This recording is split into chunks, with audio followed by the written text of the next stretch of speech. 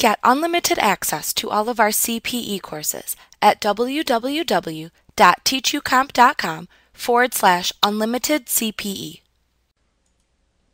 In this lesson, we will examine the appointment and powers of an administrative law judge. When a practitioner is served with a complaint, his or her answer is served on the administrative law judge appointed to the matter. The following are some of the powers held by an administrative law judge.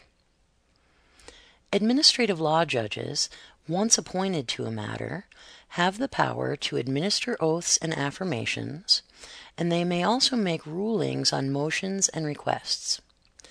An administrative law judge may also set the time and place of a hearing, and he or she may also adopt and modify rules of procedure as needed.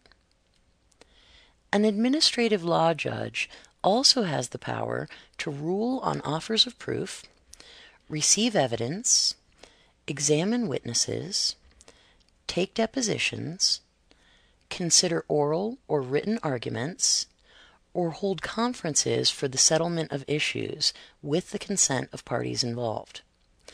Administrative law judges also have the power to rule and make decisions. Like what you see?